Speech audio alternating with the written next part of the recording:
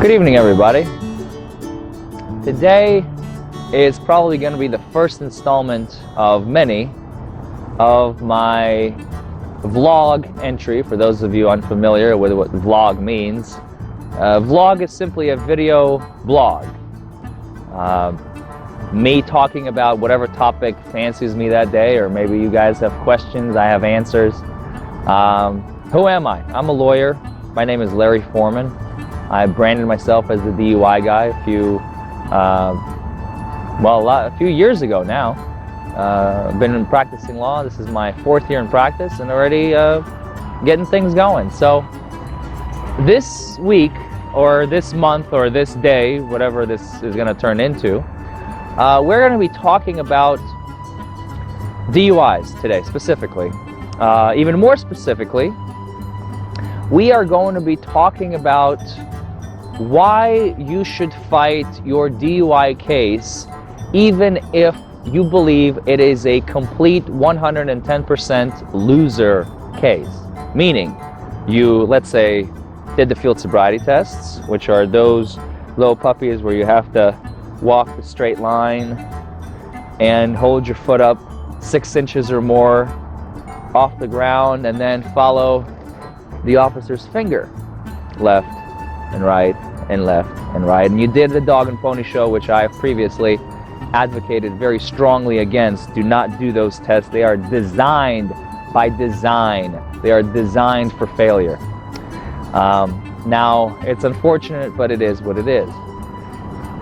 So you've done the dog and pony show, you blew into the breathalyzer, and you blew, let's say, a whopping 0.24. Let's take this magical number. So we have field sobriety tests, we have 0.24 that you blew, and as a result of that, you think your case is doomed. You told the officer that you had 17 beers over the course of 6 hours. Let's use these facts. And now you are coming to a lawyer, and you basically, and I've had a very similar case not that long ago, where the client basically walked into my office. We'll call him John Doe. And John Doe came into my office and he said, you know what, Mr. Foreman, basically what he meant, what he said was, I just want you to hold my hand. Just hold my hand because I'm scared of the prosecutor, I'm scared of the judge, I'm scared of you because I don't know what I'm walking into, but I'll pay whatever I need to pay and I want you to plead me guilty.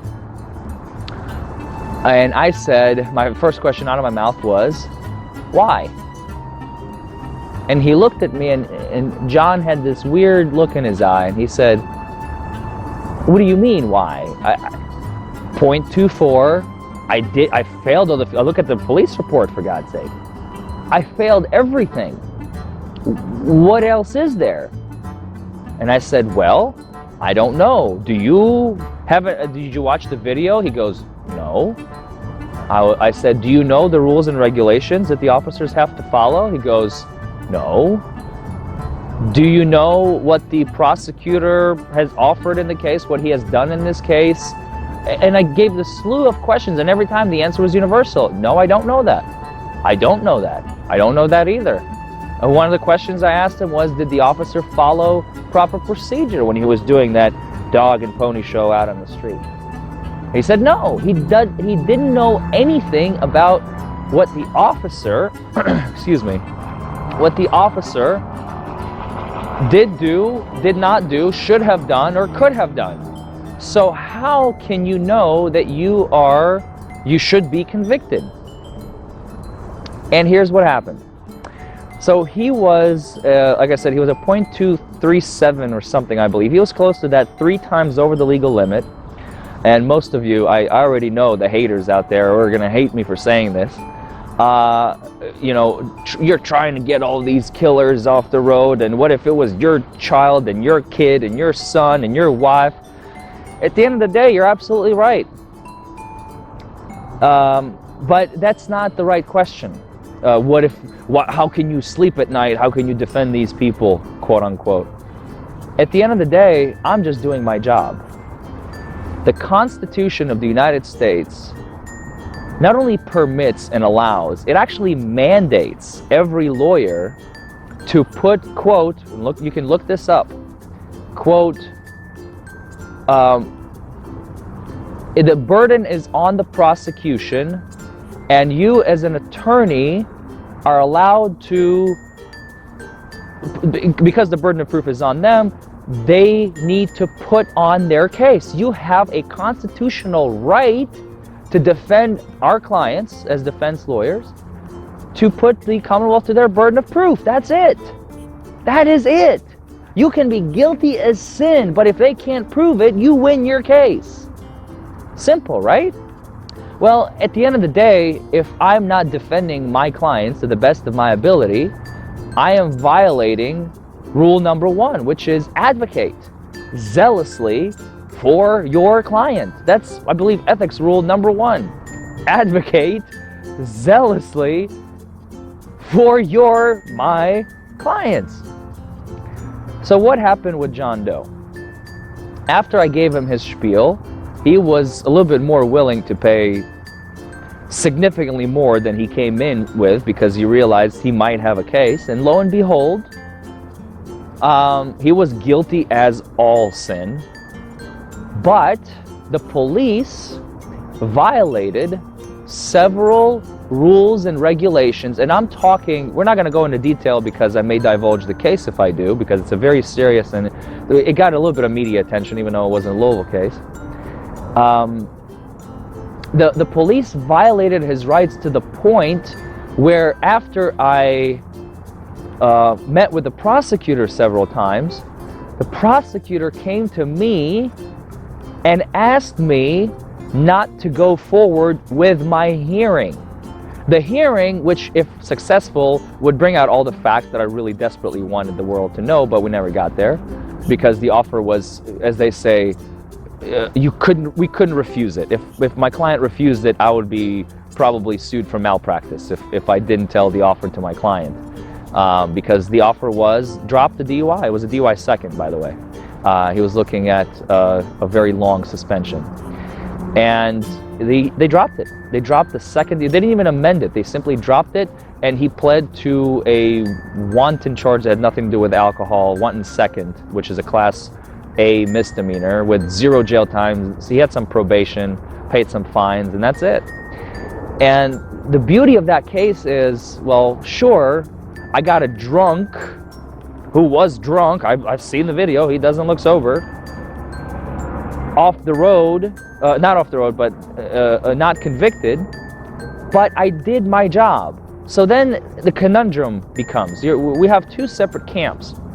We have the camp that is going to say, well, you SOB, how dare you, you monster, you put a guy back on the street, now he's going to go and he's going to kill somebody.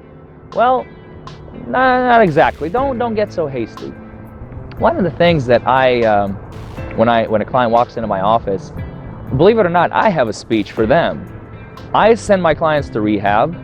I send my clients to Alcoholics Anonymous. I send my clients to MAD. MAD sends my clients to other facilities or whatever to get treatment, because a lot of these people, some of them are alcoholics, sure.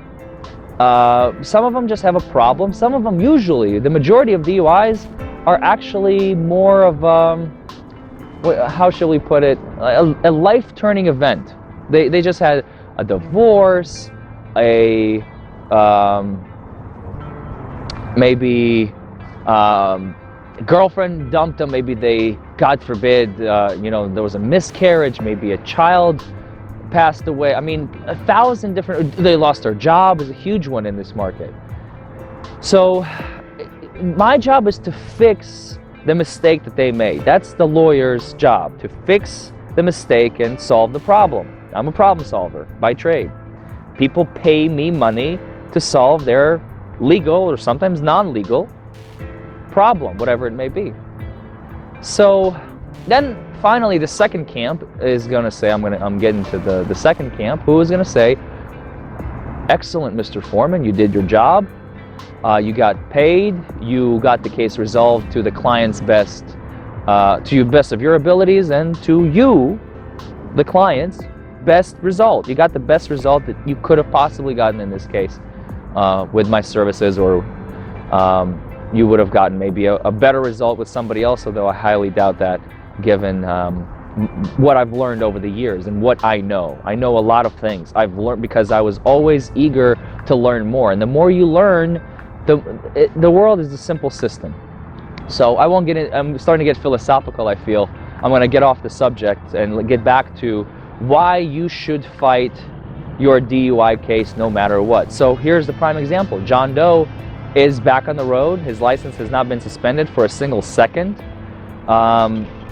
He was never convicted of the DUI second. It was dropped, and he pled to the wanton first with, wanton second, which was a Class A misdemeanor. Some probation, no jail time. I believe, I want to say even the fines were waived, but I think he paid court costs, if memory serves me right. So, in a nutshell, you have a case.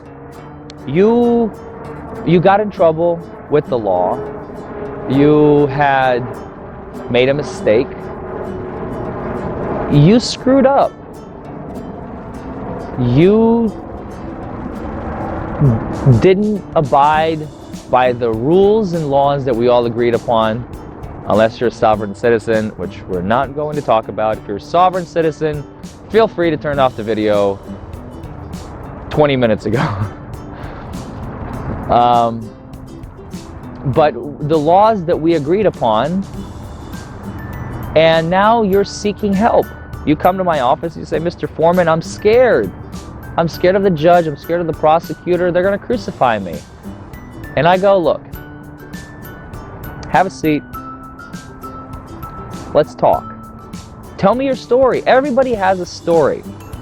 Cop did this, cop did that, I did this, I did that, the other officer, the handcuffs were too tight, my wallet was in the car as I was going to the jail, and then he didn't read me my implied consent, he did, and I don't remember, and the this and the that.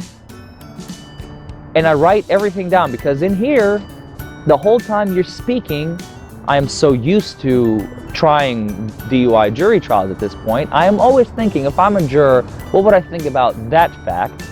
Or, because I know the law, again, it's all in here, I start to analyze, ooh, that's an interesting one. We're going to talk about this. Tell me more about how the officer didn't allow you to reach for your wallet, and you asked for your wallet, and the officer said no. This is a real case, by the way. Not mine. It was another attorney here in town, where the wallet was with her friend, or because she wanted her own independent blood test, she requested it, and the officer said, no, too bad, so sad, your wallet's in the car. And she said, but wait, I asked for the wallet was, I remember I told you, my purse, my wallet, it was with my friend. And the officer said, too bad, so sad, goodbye. And he won. He won that case. He got the DUI either dismissed or amended. Why? Because the officers in general, as much as I love them, there are great officers out there. I love officers who, when I'm done cross-examining them, high-five me and go, you SOB, I knew you were going to go after me with that question. I knew you were, but, oh, good. I tried to weasel away, but I couldn't. I love cops like that, because they understand the game at the end of the day. It's a very complicated, very multifaceted game. That if you're good at, is a lot of fun. Ask any public defender who's been a public defender for more than 2 weeks. It's fascinating. We are protectors of the Constitution. We are the gatekeepers of the Constitution. So, at the end of the day, when people ask me, should I fight my DUI case, even though I think I'm doomed and I'm going to have to plead guilty, and I have a lot of clients who come to me from other lawyers, and this is very unfortunate. I wish this wasn't like this, but it is. They come to me from other lawyers saying, I just want you to look at this case and see if you can find something. And because I'm a professional, I will look at the case and I'll be honest, and I'll say either, look, the lawyer, and I've done this before, the lawyer has done everything, I'm sorry, I cannot help you, and then as they walk away, they cuss at me or whatever. I never really had that happen, but I'm sure it happens internally. They're like, you don't know how to do your job, and I do. It's just you don't have something good that I can sink my teeth into. It's very rare. It's very rare, believe it or not. Officers do make mistakes, and this is where, and here's the other thing, by the way. If officers didn't make mistakes, I would be out of a job.